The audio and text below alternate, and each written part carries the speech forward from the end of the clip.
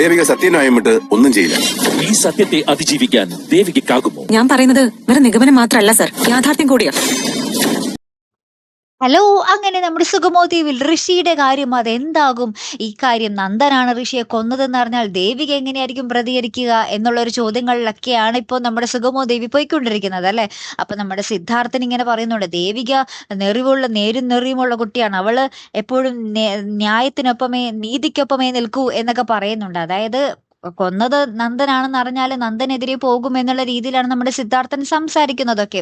എന്നിട്ട് നമ്മുടെ ദേവിക പെട്ടെന്ന് നമ്മുടെ നന്ദുവിനോട്, നമ്മുടെ പ്രഭാവതിയോട്, അമ്മയോടൊക്കെ ചോദിക്കുന്നുണ്ട്, അമ്മ ഇപ്പോൾ ഋഷീനെ പറ്റി വല്ലതും സംസാരിച്ചാർന്നോ എന്നൊക്കെ ഇങ്ങനെ ചോദിക്കുന്നുണ്ട്, എന്തോ ഒരു സംശയം പോലെ. അപ്പൊ അവര് ഇല്ലല്ലോ എന്നുള്ള രീതിയിൽ ഇങ്ങനെ മാറിക്കളയുന്നൊക്കെ ഉണ്ട്. കാരണം ദേവിക അറിഞ്ഞാൽ എങ്ങനെ പ്രതികരിക്കും എന്നുള്ളത് നന്ദനും പ്രഭാവതിക്കും ഇപ്പോഴും ഒരു ചോദ്യചിഹ്നമാണ്. അപ്പുറത്താണെങ്കിൽ നമ്മുടെ ചന്ദ്രമതിയോട് ത്യാഗരാജൻ പറയുകയാണ്, ഋഷിയെ കാണാതായ പേരിൽ അരുന്ധതി ഭയങ്കര കലിപ്പാണ്, ആ കലിപ്പ് മൊത്തം തീർത്തതാ ചേച്ചി എന്റെ ദേഹത്ത് എന്ന് പറയുകയാണ്. അപ്പൊ അരുന്ധതി അത് കേട്ടപാടെ ദേഷ്യമായിട്ട് അരുന്ധതി വേഗം പ്രഭാവതിനെ വിളിച്ച് പറയുന്നുണ്ട്, പ്രഭേ നമുക്ക് എന്തായാലും എത്രയും വേഗം അരുന്ധതിയെ ചെന്ന് കാണണം, അവളങ്ങനെ അവളുടെ മോനെ കാണുന്നില്ല എന്ന് പറഞ്ഞ് എല്ലാവരും കയറി ഇടിക്കാമോ എന്നൊക്കെ ചോദിച്ചിങ്ങനെ കട്ടക്കലിപ്പിൽ നിൽക്കുക ചന്ദ്രമതി. അപ്പൊ പ്രഭാവതിയോട് ഇങ്ങനെ അരുന്ധതിയുടെ അടുത്ത് പോകണമെന്ന് പറയുമ്പോൾ പ്രഭാവതി ഇങ്ങനെ ഞെട്ടി നിൽക്കുക.